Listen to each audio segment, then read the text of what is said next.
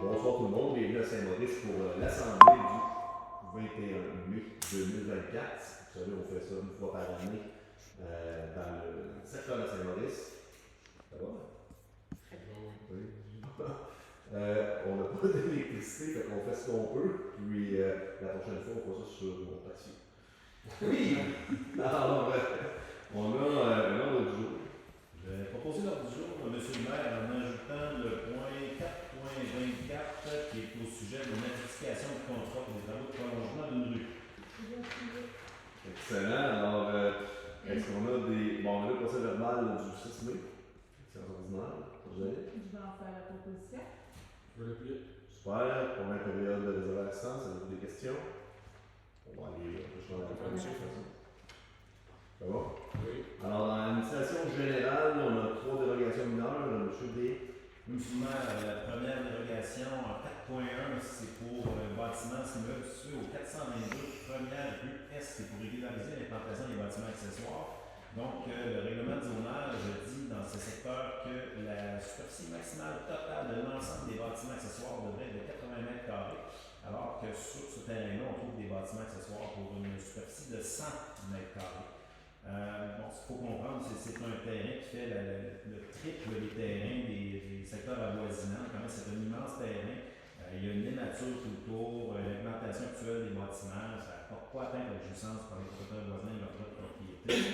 Il y a même une ruelle à l'arrière du terrain qui crée un autre espace et une clôture opaque qui ceinture une partie du terrain. Donc, considérant tout ça, je vais proposer d'accorder la demande de dérogation mineure au règlement de zonage produite par Mme Claudine Gosselin.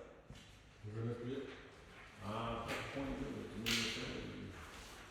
c'est une demande de dérogation mineure pour la succession Lucienne Saint-Pierre. C'est pour l'immeuble situé au 4470 chemin Layette.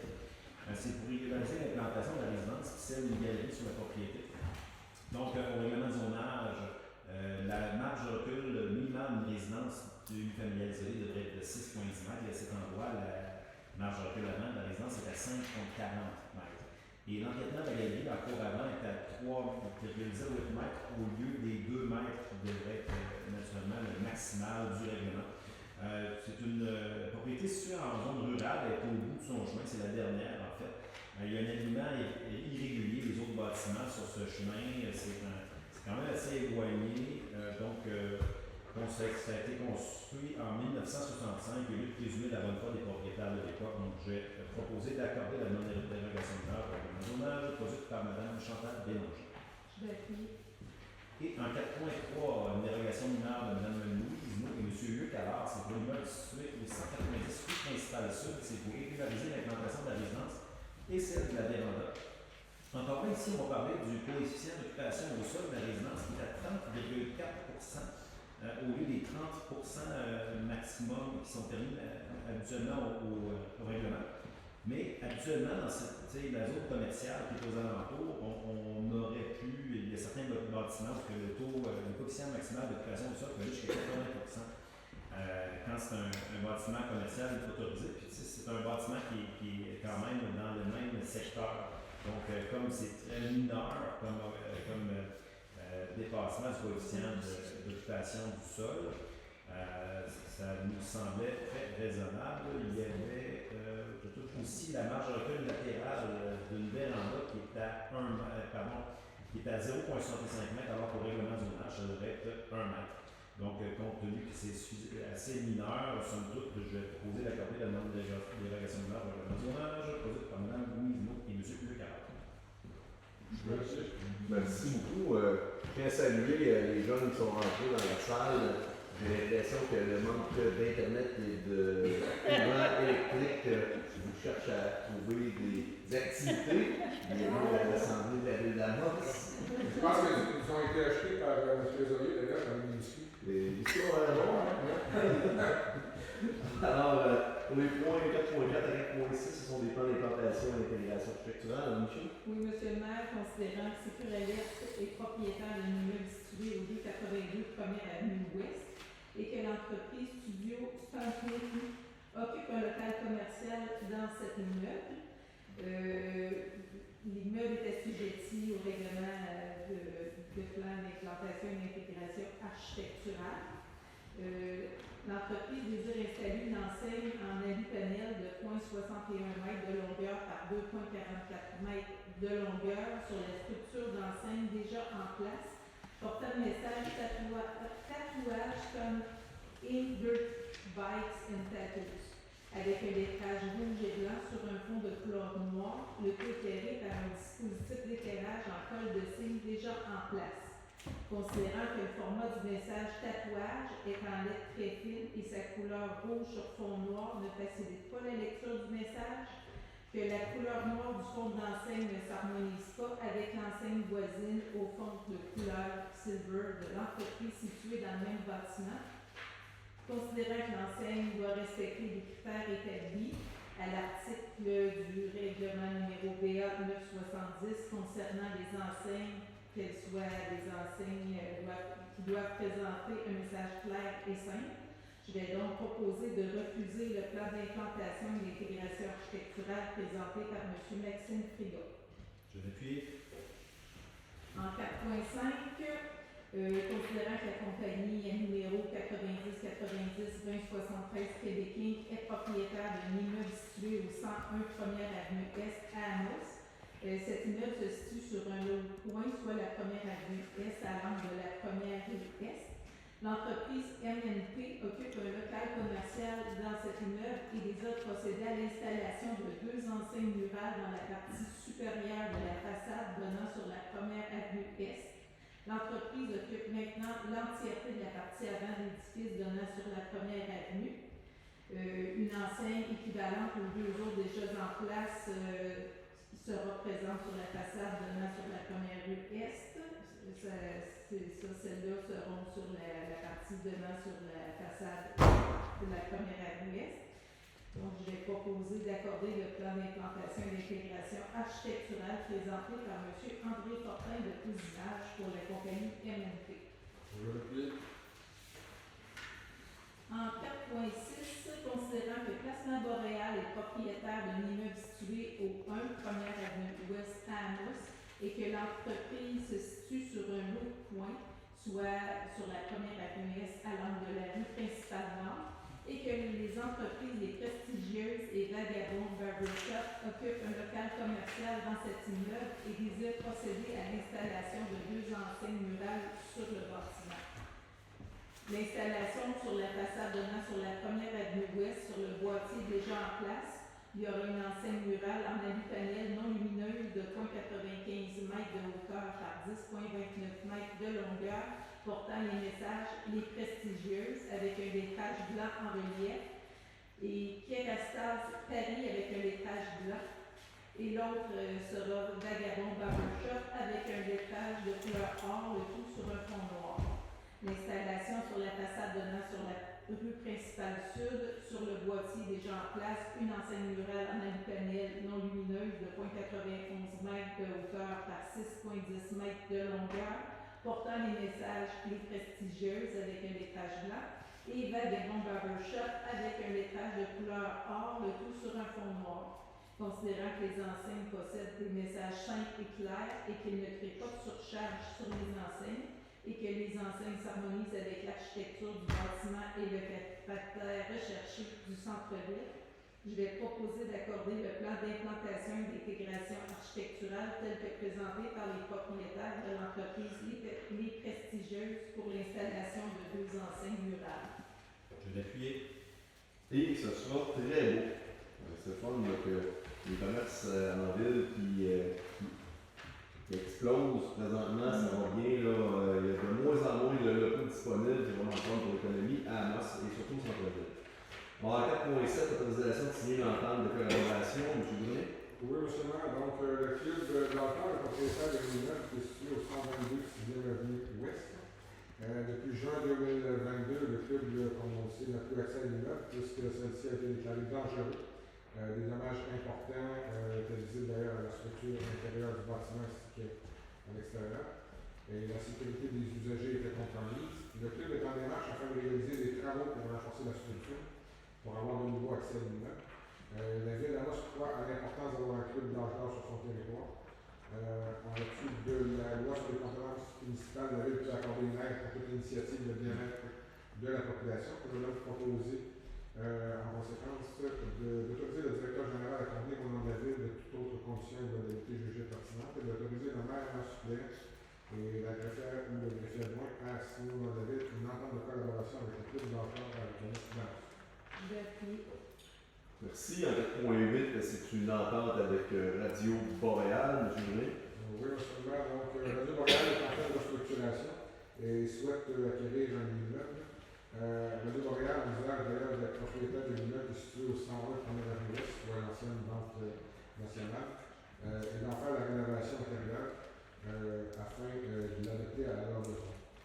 Considérant que la paix communautaire de la région, qui nécessite une immédiateté, a indiqué son intention de locataire d'un immeuble de Radio Boréal, que la ville croit en l'importance des organismes médiatiques sur son territoire. Je vais donc proposer d'autoriser le directeur général à convenir au nom de la ville de toutes conditions et modalités jugées pertinentes et d'autoriser le maire suppléant, le fier de Philippe adjoint, à signer au nom de la ville une entente de soutien financier et de déménagement et de rénovation avec Radio Boréal. Excellent. 4.9, c'est une autorisation pour acheter un terrain. Monsieur Léa. Correction, M. le maire, c'est 3 terrains. C'est 3 cadastres. 3 cadastres, mais effectivement, ça va en devenir un seul. C'est sur la 3e avenue Ouest, M. le maire, près du boulevard Mercier. Donc, la ville souhaite acquérir ces 3 lots qui sont mentionnés dans la résolution. Donc, je vais proposer d'acquérir ces lots au montant de 260 000 plus taxes applicables et d'autoriser le directeur général à signer tout document nécessaire. Peut-être juste pour mentionner, ça semble être élevé, là, quand même un gros terrain, là, puis l'objectif c'est de créer des espaces disponibles pour pouvoir faire du logement social dans le futur. On avait une belle opportunité, puis on a une belle recommandation administrative. Il y a présentement un comité logement qui s'active sur le terrain. On aimerait ça que ça prenne pas 15 ans comme une ville Centurion. Là. On trouve ça beau, c'est le fun sur la rue Alcana. Ça reste que si on veut en faire d'autres, il faut tout de suite se préparer. C'est un terrain qui est vraiment bien situé. Alors, en 4.10, c'est des tarifs de rémunération personnelle électorale. M. Brunet. Oui, monsieur le maire. Donc, considérant qu'en vertu de l'alinéa 2 de l'article 88 de la loi sur les élections et les référendums à la municipalité, le Conseil peut établir un tarif de rémunération ou d'allocation pour le personnel électoral. En conséquence, je vais proposer d'établir les tarifs de rémunération du personnel lors de l'élection municipale. Président d'élection 6 000 $, adjoint au président 2 525, secrétaire d'élection 3 585, trésorier 2 525 et responsable des communications 1 485. D'établir que pour les autres personnes travaillant aux élections, le règlement sur les rémunérations payables lors d'élections et des référendums municipaux s'applique et d'autoriser le président d'élection, l'adjoint ou le secrétaire d'élection à conclure tout contrôle nécessaire à la tenue de cette élection et effectuer toutes dépenses nécessaires si rattachées. Puis, on me souffle à l'oreille qu'on a besoin de personnel électoral. Il y a 6 candidats, on va avoir plusieurs bureaux de vote. Alors, Maurice me fait la recommandation de vous inciter à donner votre candidature. C'est quelque chose de fun, comme bien rémunéré, puis ça fait une belle expérience. Alors, si vous avez un petit peu de temps, juste à contacter l'hôtel de ville. En 4.11, c'est. Oui, on éclaire une section de là, que M. Léa va parler. Oui, M. le maire, encore là, l'acquisition d'immeubles, c'est le terrain qui est nécessaire pour le futur prolongement de la 12e avenue Est, si on la poursuit, pour ceux qui écoutent, au-delà de la coop IGA Est, l'ancienne coop IGA. Donc, pour un futur développement commercial que la ville projette pour le futur. Je ne veux pas dire que c'est pour tout de suite, mais on l'aura le moment venu quand ce sera nécessaire. Donc, je proposé d'acquérir gratuitement de Immeuble Jack-End et M. Gilles Blouin et tous les 2 lots, je pense que c'est 2 lots, oui, qui sont inscrits dans la résolution. Je vais appuyer. Merci. En 4.12, c'est des contrats de fourniture. Madame Michaud. Oui, monsieur le maire, considérant que la ville d'Amos a procédé à un appel d'offres public via le système électronique d'appel d'offres SEAO pour la fourniture d'accessoires d'aqueducs et d'égouts. À la suite de cet appel d'offres public, seule l'entreprise World Canada Inc. a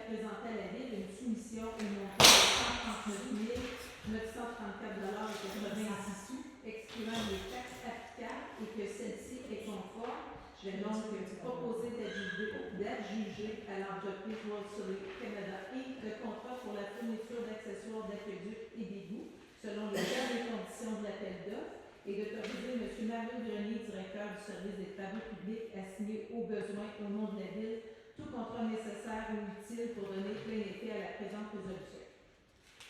J'ai appuyé. Merci beaucoup. En 4.13, c'est en fait c'est le rejet d'un contrat. En 4.13, M. Brûlé. Oui, monsieur le maire, donc, en vertu de la loi sur les cités et villes, la Ville a fait publier dans le système électronique SEAO et dans l'hebdomadaire local de citoyens un appel d'offres pour le remplacement du débrouillard de la station d'épuration. Suite à cet appel d'offres, seule l'entreprise Normec Construction a fait parvenir à la Ville une solution montant de 463 400 excluant les taxes.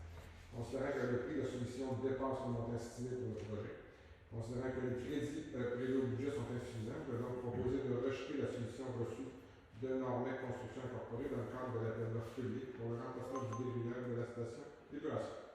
Je vais appuyer. Merci. On va faire nos devoirs. On va essayer de trouver une solution alternative. Ce qui a été proposé, ça changeait un peu le type d'équipement, puis c'est beaucoup plus cher que ce qui était prévu au budget. On a une recommandation de notre DG de travailler autrement. En 4.14, c'est un contrat pour du compostage de résidus. Monsieur Lévy. Monsieur le maire, avec les années, la Ville a accumulé quelques résidus de béton qu'on a mis dans un secteur du futur parc industriel géothermien. Et on est venu maintenant au seuil où on doit maintenant compasser le dictat et nettoyer le site. Donc, pour ce faire, la Ville a demandé des offres de prix. Et la Société d'entreprise Générale Tajula a proposé ses services. C'était au montant de 124 500 $, excluant les taxes. Puisqu'il y a lieu d'adjuger le contrat, je vais proposer d'octroyer à l'entreprise Société d'entreprise Générale Tajula Limited le contrat pour le compassage des résidus de béton et autoriser M. Régis Fortin, directeur de service immobilisation et environnement, à signer tous les documents nécessaires. Je l'appuie. Merci. En 4.15, c'est une acquisition d'une pompe de distribution d'eau potable. Monsieur le maire, considérant que la Ville doit remplacer une pompe de distribution d'eau potable au puits municipal, la dite acquisition peut être financée par la réserve financière pour les infrastructures et les opérations d'aqueduc. La Ville doit adopter une résolution pour affecter la dite réserve financière à l'exercice financier. Considérant que l'entreprise Pompe Action Incorporée a soumis à la Ville une offre pour un montant de 99 895 et 95 excluant les taxes à la consommation et que le règlement VA 1273 concernant la gestion contractuelle permet d'octroyer un contrat de gré à gré. Je vais donc proposer d'accorder à Pompe Action Incorporée le contrat pour l'acquisition de la pompe de distribution d'eau potable selon les termes et conditions de son offre, de financer l'acquisition et l'installation d'une pompe de distribution d'eau potable au puits municipal en affectant la réserve financière VA 1055, d'autoriser le directeur des services administratifs et financiers à effectuer les écritures comptables et d'autoriser M. Régis Fortin, directeur du service des immobilisations et de l'environnement, à signer au besoin pour et au nom de la Ville tout document ou contrat faisant suite à la présente résolution. Je l'appuie. Et on a besoin de valves à boisseau. M. Brûlé.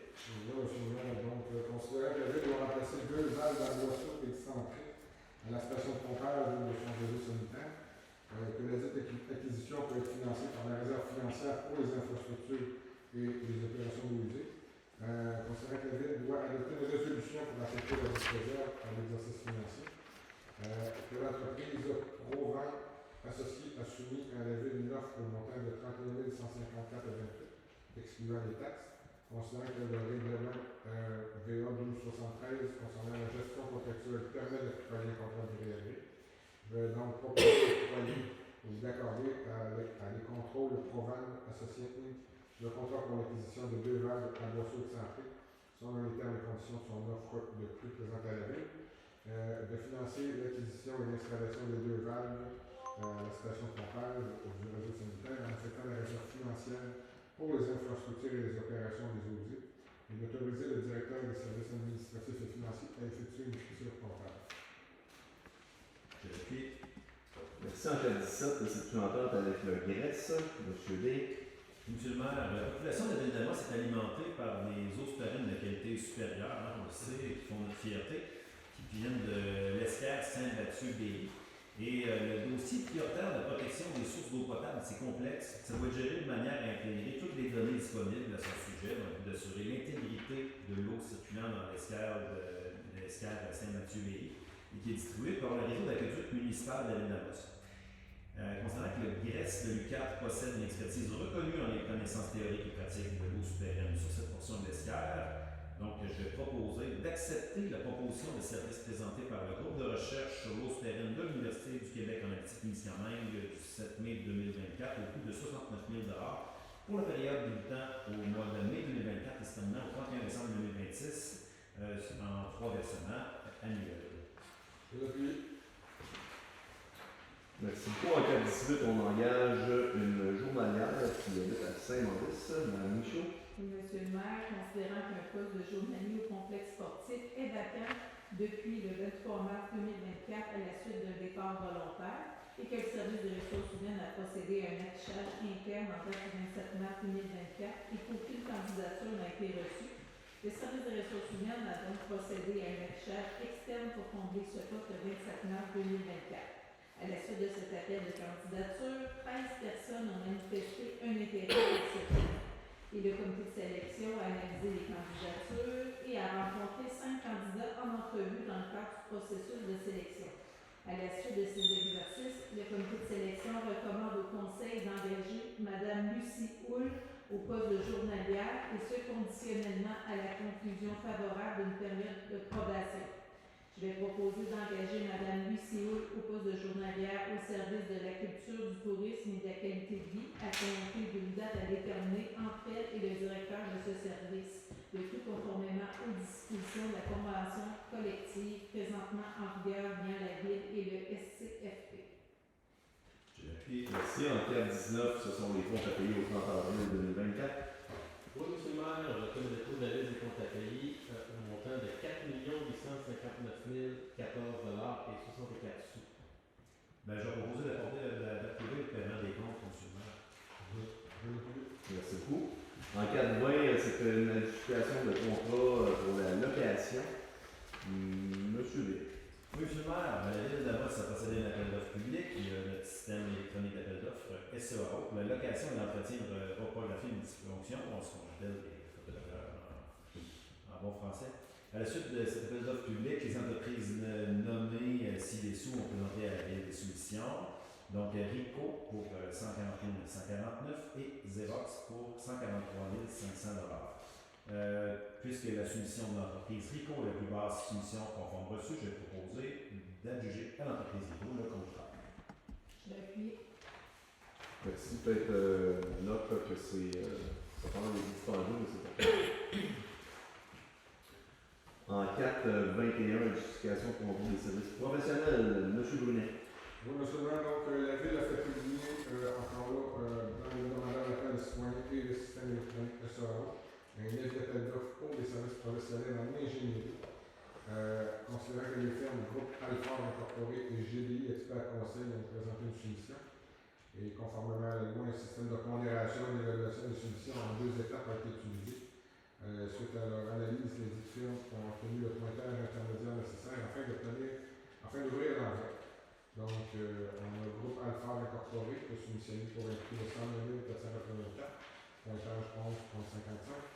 GDI Expert Conseil pour 101 884 et 10, pointage 12,31. Considérant donc que la firme GDI Expert Conseil a obtenu le meilleur pointage, calculé conformément à la loi, je vais donc proposer d'adjuger à GDI Expert Conseil le contrat pour service professionnel en ingénierie pour les travaux de fermeture d'une cellule, un C, au lieu d'enfouissement technique pour le prix de 101 884 et 10, excluant les taxes. Le tout sur les termes et conditions de l'appel d'offres. Et d'autoriser M. Régis Fortin, directeur du service des immobilisations et de l'environnement, signé au besoin de la Ville pour le plus long contrat, faisant suite à la présente résolution. Je vais appuyer. Merci. En 4.22, c'est une étude de regroupement de la municipalité d'Amos avec Saint-Félix de Dalpied. Dans le fond, c'est un document qu'on a besoin de faire préparer. Peut-être juste mentionner que la consultation publique aura lieu le 27 mai. pouvez voir les parutions sur Facebook là, pour savoir qu'est-ce qu'il y en a sur les heures, puis c'est où vous pouvez vous présenter. Mais le dossier cheminier, ça prend quand même quelques dossiers et documents. Alors, soit avec le MAMACH et c'est monsieur D. Oui, je viens à introduction, monsieur le maire, puis en fait, une des étapes pour l'étude de recrutement, parce qu'on est au stade de l'étude actuellement, c'est de mandater notre arpenteur géomètre pour effectuer les travaux pour la préparation des plans et description des limites de Nouvelle-Ville sur le recrutement. Donc, je vais proposer de mandater la firme Géoposition arpenteur géomètre pour réaliser la préparation du plan et description des limites de Nouvelle-Ville qui aurait théoriquement à la fin d'un recrutement de la ville d'Amos et de la municipalité de Saint-Félix-de-la-Ville. Je vais l'appuyer. Ouais, dans le cadre 23, c'est la fin d'un emploi. Monsieur? Monsieur le maire, considérant les faits portés à l'attention du Conseil dans le rapport verbal fait par le directeur général, considérant cette recommandation, je propose de procéder au congédiement de l'employé concerné par le dit rapport, de mandater le directeur général de faire parvenir à cet employé une copie conforme de la présente résolution et que le service des ressources humaines soit autorisé à verser toute somme due à l'employé conformément aux lois applicables. Je vais appuyer. Excellent. En cadre 24, c'est un contrat qu'on donne pour le parc industriel. Monsieur Des. Oui. Excusez-moi. Monsieur Brunet, je pense. Je pense que c'était M. Brunet. Ça peut être. Je peux le faire. Ben, quoi, je suis dans les gars. Oui, je suis prêt. Bon, mais à nous, on Non, s'entend bien. oui, on va se battre dehors avec la déjà intéressé.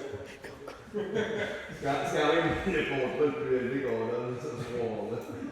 Donc, considérant qu'en vertu de la loi sur les cités et villes, la ville a fait publier dans le système électronique SEAO et dans le gouvernement local le citoyen l'appel d'offres pour les travaux de prolongement des services municipaux 10e avenue Ouest et rue Franck-Blais.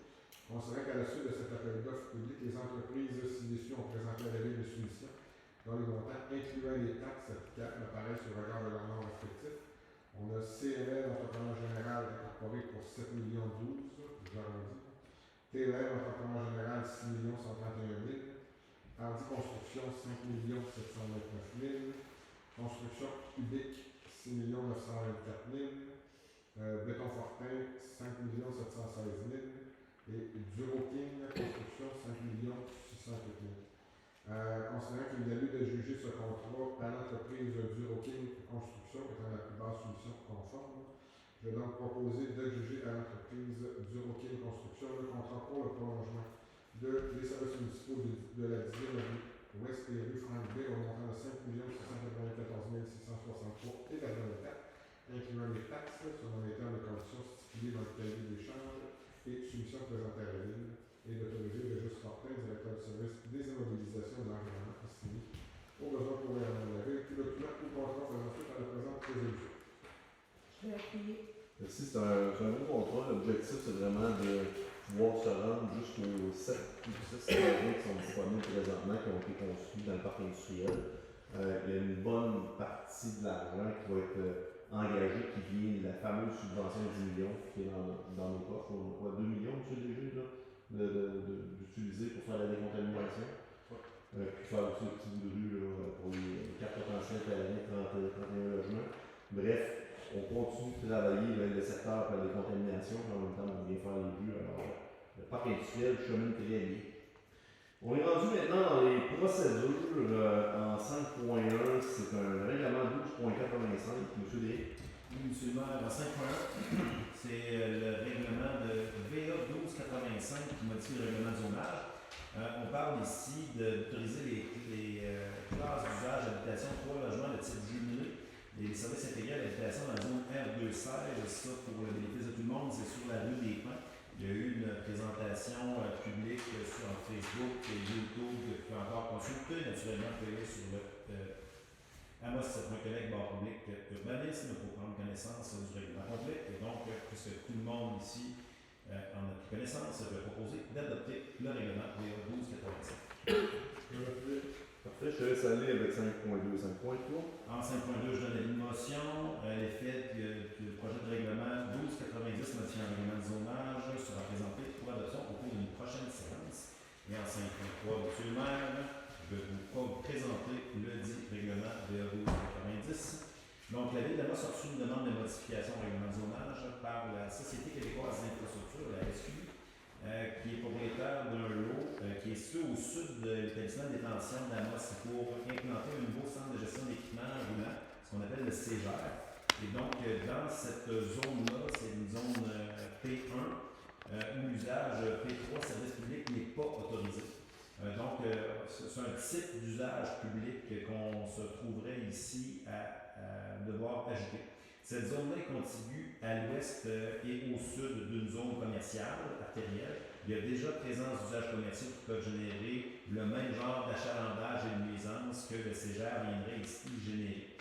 La route 111 ouest est classifiée comme étant une rue de niveau supérieur. Elle génère déjà un grand flux de circulation important avec la circulation de véhicules lourds et de bruit. Donc, l'ajout de nouveau CEGER sur le lot visé ne créerait pas de nuisance supplémentaire.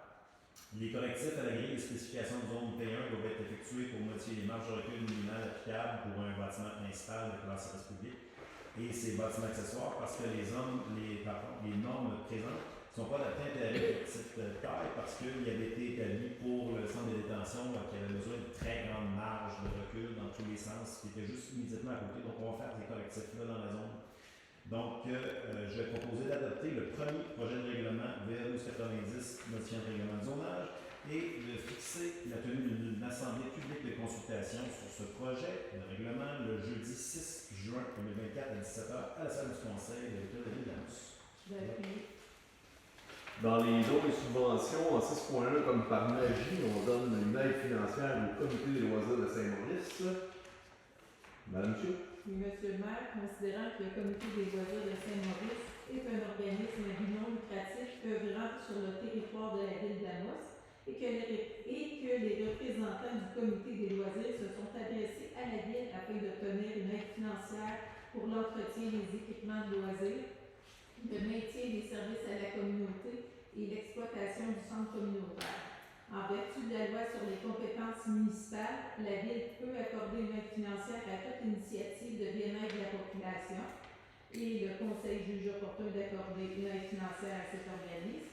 Je vais proposer d'accorder pour l'année 2024 au Comité des loisirs de Saint-Maurice une aide financière au montant de 15 000 $ pour ses opérations annuelles. Je vais appuyer. Merci beaucoup. Je sais que tu vas pouvoir remettre à la présidente en fin de séance. Pour prendre une photo aussi. On est rendu à les informations publiques. En 7.1, félicitations aux lauréats. J'imagine que c'est le gala d'élite, Mme Michaud. Oui, Monsieur le maire. Le 11 mai 2024, la Chambre de commerce et d'industrie du Centre Abitibi célébrait la 34e édition du Gala Élite sur le thème Cultiver le succès. Je vais donc proposer de féliciter l'équipe de la Chambre de commerce et d'industrie du Centre Abitibi pour leur dynamisme et leur rapport au développement économique, ainsi que tous les lauréats de cette 34e édition du Gala Élite, soit Code César pour Nouvelle Entreprise, Onibi pour Éco-Responsable, Marc Rousseau, Jeune Leader, Forage rouillé pour employeurs de choix, Remorquage de Dille pour la relève, Pétronord Affaires et communautés, Scaro par Caroline Arbour, Recherche et développement des marchés, les prestigieuses Kerastase, investissement de plus de 500 000 $, l'ABC de l'art Aricana, investissement de 500 000 $ et moins, KD Yoga, service à la clientèle, Boréalais, persévérance et réussite éducative, Charles Delzile, prix Yvon Dufour et Lucille Plamondon, Louise Levasseur, le prix David Gould, Sogitex, coup de cœur du jury, et Gazonor pour entreprise Abitibi-Winnie de la vie. Quelle belle soirée nous avons eue. C'est toujours bien le fun de pouvoir voir les entreprises qui vont militer comme ça.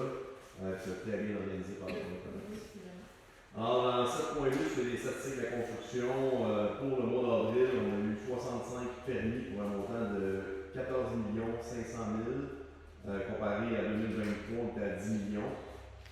Et si on regarde l'année à date, on est rendu à 118 permis pour 29 millions, comparé à 84 permis. Et là, 5 millions. Alors, quand même une très grosse différence.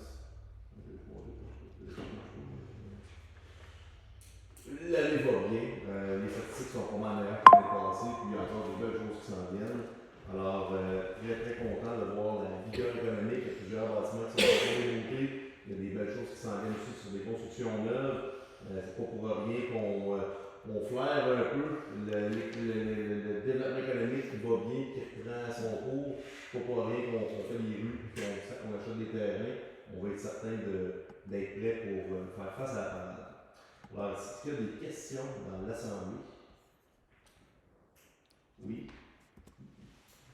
On peut y aller au parle au nom. Le chemin Croteau, il va-tu être réparé si c'est le ministère? Le chemin Croteau, le ministère, il voulait laisser passer la fin de période de dégel, puis c'est le ministère qui va le remettre en état comme il était avant qu'il l'utilise pour le chemin d'été. Donc, c'est des informations qu'on a. Ok, c'est bon. Ce qui est arrivé, c'est que nous, la ville, on a offert au ministère de s'occuper du chemin Croteau. Finalement, localement, ils nous ont dit qu'ils allaient le prendre en charge. Si jamais vous avez des réclamations, des problématiques que vous avez vécues, juste envoyer. On a déjà fait une mise en demeure, fait que ça va tout cheminer là, puis pour les remboursements.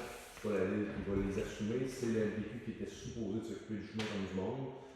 Suite au travail de Patrick, ils ont rajouté des effectifs pour pouvoir continuer d'essayer de rendre le chemin carrossable. Il faut comprendre que la capacité portante du chemin ne permettait pas autant de trafic lourd pendant cette période-là. C'était pas un train pour ça. Mais tu sais, le PQ va prendre sa responsabilité là-dedans, puis ils vont faire les travaux quand ça va être un peu On moins. va avoir un suivi là-dessus. Bon, ils vont avoir un suivi, puis ils vont faire quand ça va être moins coûteux. Tout d'abord, merci beaucoup au nom du comité des loisirs pour l'argent. Ça va nous aider, en fait, nous permettre de maintenir la salle en état. Merci aussi pour les salles de bain. Je ne sais pas si vous êtes allé faire un tour, c'est un peu sombre, là, mais ils ont été refaits. On a refait faire aussi toute la tuyauterie en dessous. C'est pas juste les salles de bain là, parce qu'elles étaient dues là, avant qu'il y ait des bris de tuyauterie. Donc, merci beaucoup pour ça aussi. J'ai deux petites choses. Là. J'ai vu que vous étiez en train de refaire la patinoire. Nous, on avait déjà acheté 2 paniers de basket neufs dans le but de les installer. Je ne sais pas si c'est possible, quand ils vont faire les travaux, de les installer en même temps. Probablement, peut-être voir ça. Puis, on a un petit problème de drain français. On a une infiltration, ça fait plusieurs années au sous-sol. Là, on a fait des tests, on a ouvert les nœuds, il n'y a pas de fissure, le ciment est tout beau. On pensait faire les travaux à l'interne, mais question de carte. On n'est pas équipé pour le faire, donc si jamais c'est possible que la ville vienne, en fait, on me dit, c'est pas moi qui ai analysé ça, on s'entend, on m'a dit que c'est probablement le drain français de ce côté-là seulement qui est bloqué parce qu'il n'y a aucune infiltration, le reste ça va très bien. Donc, ça serait de voir à ça, donc si vous pouvez nous aider avec ça. C'est bien noté. Donc, merci. Pas d'autres questions? Ça va comme ça? Ben, c'est toujours un plaisir de venir vous voir, surtout que j'habite en face, ça me fait pas loin pour me déplacer.